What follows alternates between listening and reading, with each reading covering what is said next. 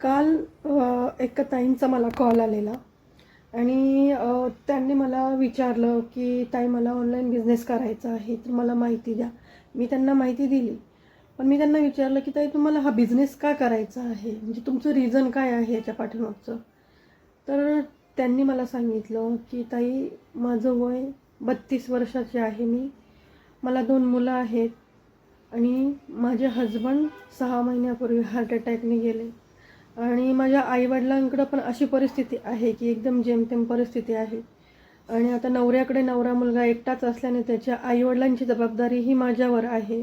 Plus माझे 2 मुलं आणि माझ्या छोट्या मुलीला जी 1 वर्षाची आहे, तिला हार्टचा प्रॉब्लेम आहे. तर तिच्यासाठी जो काही दवाखान्याचा खर्च असतो तो खूप आहे महिन्याला. म्हणून मला ऑनलाईन बिझनेस करायचा आहे. तर मला म्हणजे ते ऐकून मी थोड्या वेळ थांबले की बाबा असं अचानक जर एखाद्यावर खरंच अशी जबाबदारी आली तर ती स्त्री काय करू शकते? काहीच नाही करू शकत, कारण तिच्याकडं कोणताच इन्कमचा सोर्स नसतो. आणि जेव्हा मदत करणारं कोणीच नाही, म्हणजे ज्याच्याकडून अपेक्षा आहे, जे तिचे आईवडील, तेही त्यांचंही जेमतेम परिस्थिती असल्यामुळे तेही मदत करू शकत नाही आहे. आणि म्हणजे अशा अवस्थेमध्ये ती सापडली आहे की तिला खरंच पैशाची गरज आहे. आणि ती शिकलेली असून पण ती आता काहीच करू शकत नाही आहे. का? तर आपण जे आहे मराठी लोकच म्हणते मी. असे लोक आहेत ना की लग्न झालं ना की फक्त चूल आणि मूल करा, तुम्हाला नोकरीची गरज नाही आहे. नवरा चांगला कमावतोय तर मुलीला काही गरज नाही आहे कमवायची.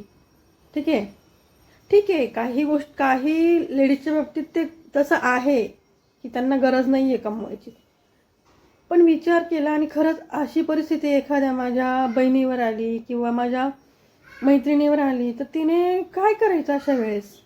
खूप वेळ विचार केला मी. आणि त्या ताईंना मी सगळी माहिती सांगितली आणि मी त्यांना हेही सांगितलं की तुम्ही स्टार्ट करा आणि नक्कीच तुम्हाला हा प्लॅटफॉर्म तुमचा खर्च काढण्यासाठी जो काही दैनंदिन जीवनातला आहे तो नक्कीच तुम्हाला हेल्प करेल. म्हणून मला हेच सांगायचं आहे याच्या पाठीमागे की कोणावर डिपेंड राहण्यापेक्षा आहे ना, एकतरी गोष्ट अशी पाहिजे आपल्याकडे की कधीही कोणतीही वाईट परिस्थिती आली ना तर कोणाच्या मदतीची गरज आपल्याला नसली पाहिजे. ठीक आहे. म्हणून थोडं तरी असं करा की ज्याच्यातून आपल्याला भविष्यात कधीही कोणाकडे हात पसरवण्याची गरज नाही आली पाहिजे.